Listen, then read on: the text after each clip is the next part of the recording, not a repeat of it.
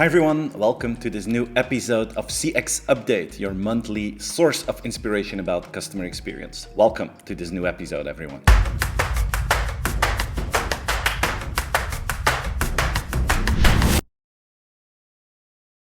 A few weeks ago, I was in Los Angeles on a Nextworks inspiration tour, and the word of the week was communities. Companies didn't talk about customer loyalty anymore. They talked about how to build a community. And the underlying hypothesis is if you build a community, customers will become more loyal. And of course, we heard this explanation from companies like TikTok and Snap. So a lot of people are like, yeah, of course, they have this huge community and they're technology companies, but how does this work for a normal non-tech company that isn't running a social network?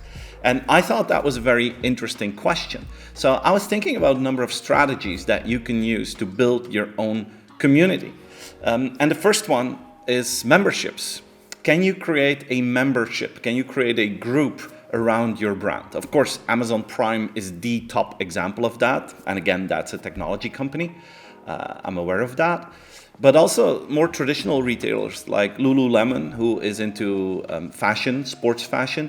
They have their Lululemon community where they invite customers to come physically together for yoga classes and workout sessions. They have an online community with these people so that they bring together a group of people with similar interests, and the brand is facilitating that.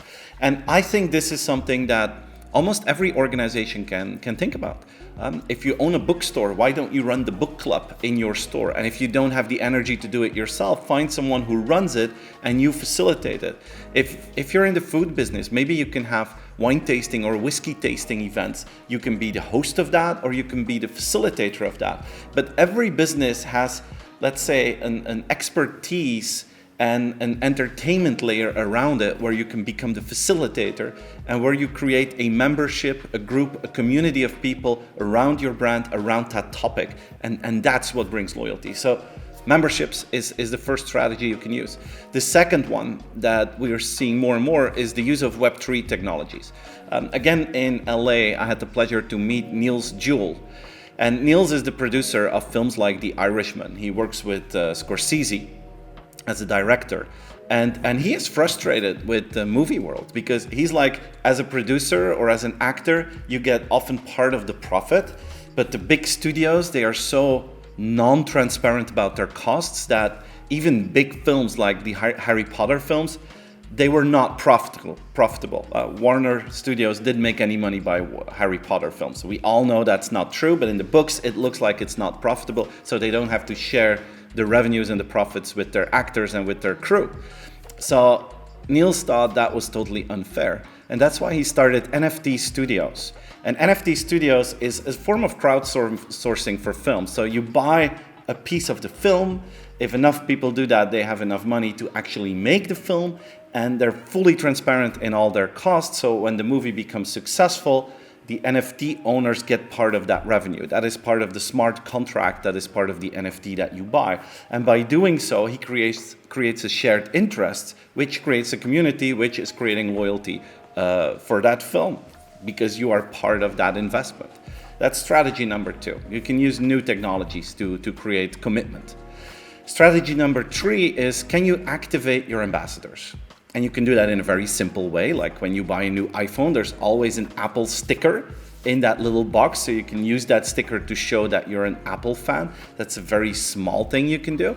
But I would like to share the story of Angel City to explain this strategy to you. I had the pleasure to meet the management of Angel City, which is a new female soccer team in Los Angeles. We went to see a friendly game there while we were in town. And we also heard their story. And Angel City is 2 years old. They started in 2021. And there are a whole bunch of famous people behind it. Some famous actors, actresses, because they're all female. Some famous sporters like Serena Williams is part of that group. And all of them are investing a small amount of money, but they have a huge community behind it. And they are using the strengths of that network and they activate their ambassadors to make a difference. But it's not just the Serena Williams of the world that are active ambassadors. They have this sense of community work because a big chunk of the money that they're making is going back to helping out females in the United States, to boost equality for female rights. So they're creating this whole community of women who want to support the cause, and because of that they become a fan of Angel City. They buy the jerseys, they buy some scarves, and they become an active ambassador on their social media. And this brand has become so successful that even before they played one single game, they had about 20,000 people who bought an annual ticket. And if in the States, if you buy an annual ticket, it's like for 5 or 6 years. So their stadium is sold out for the next 5 to 6 years. And it was sold out before they played a single game. This is the same stadium where David Beckham used to play. There were never as many fans for David Beckham as now for this female soccer team, Angel City. And the secret behind it is activating their ambassadors, creating ambassadors and activating them, which creates this community, which is creating loyalty. And I just want to share this because I think that we're focusing too much on brand loyalty programs, very old school in terms of philosophy, if you ask me, because loyalty starts from the customer there. You want them to buy 10 things first and then you're going to do something special. In the philosophy of community building, you bring value from day one. And the customer gets value, and because of that, they reward you with their loyalty. So it's the opposite mindset of what we usually do in marketing. So I wanted to share that with you guys. We all know that we are in a AI summer right now. ChatGPT changed everything, and since then we see new tools popping up everywhere, and all of you are playing with ChatGPT as an assistant in your day-to-day job. I'm a huge fan myself. But this, of course, raises new questions about the future of work, the role of humans in an AI-based world. And I wrote a book about that in 2014. It was called When Digital Becomes Human. And the topic of this book, I think, is more actual than ever before, because the question is, how can humans make a difference in a world of high tech? Now, the first things first, if you invest in technology, my advice as a customer experience lover is to not get super excited by the technology, but look at the benefits that technology can bring for your customers. And in this world of AI, there are 3 benefits that are very, very clear. You can bring efficiency, both internally and externally, obviously. You can bring a higher form of personalization, and you can bring creativity. And creativity was usually not on the list of customer benefits of technology. We typically thought that was a human characteristic. I think all of you, if you played with ChatGPT, you now understand you can use it as an inspiration source to boost a brainstorm. I know advertising agencies that were looking for a new brand name for one of their clients. Well, they asked GTP first, and then the creative team was building upon that. But it's like a brainstorm on speed.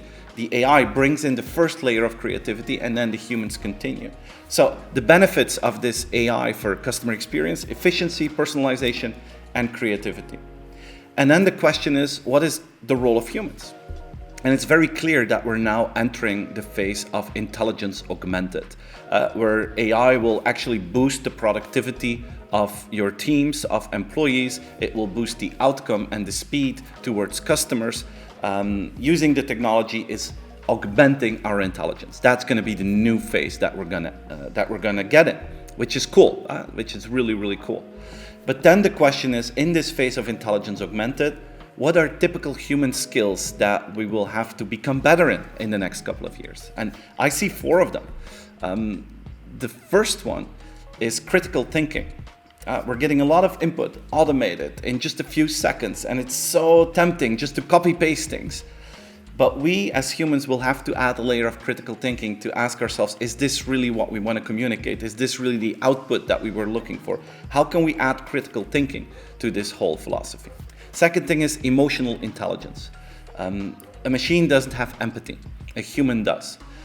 By understanding the question from a customer as a human, by feeling the same emotions as they do if they have sad news, we can adapt our tone of voice. We can adapt the way that we communicate.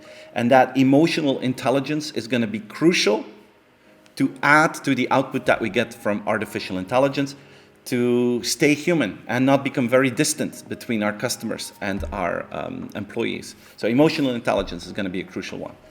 The third one is ethics. A machine has no ethics. A machine just puts out the output that you want. You can ask for advice. The machine will give you an opinion based on what they have in their data set.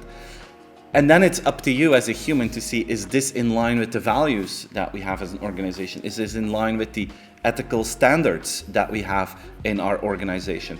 That's going to be the human part. And the fourth one is passion, enthusiasm. A machine doesn't have any emotions. A machine is not passionate about what it does. We can be passionate. And this is typically human. We can transfer human energy from one another, and that brings energy, and it's like a positive effect that you have. Bringing that passion to the table is what we need to do as a human. So 4 critical skills for humans in this world of intelligence augmented: critical thinking, emotional intelligence, ethics, and of course the last one, passion. And if you make sure that your team and yourself brings those 4 to the table and you add AI to it, well, that, my friends, is the moment when you reach that point that I call when digital becomes human. When you combine the strengths of your digital tools with the strengths of us humans, that is a unique position where you win the heart and the business of your customers. All right, guys, this was the latest episode of CX Update. Thank you so much for tuning in. I'm really excited that you listened and watched this video. So thank you very much for that. If you like it, please like the video, subscribe to the channel, share it with your friends, and hopefully I will see you again next month for a new episode of CX Update.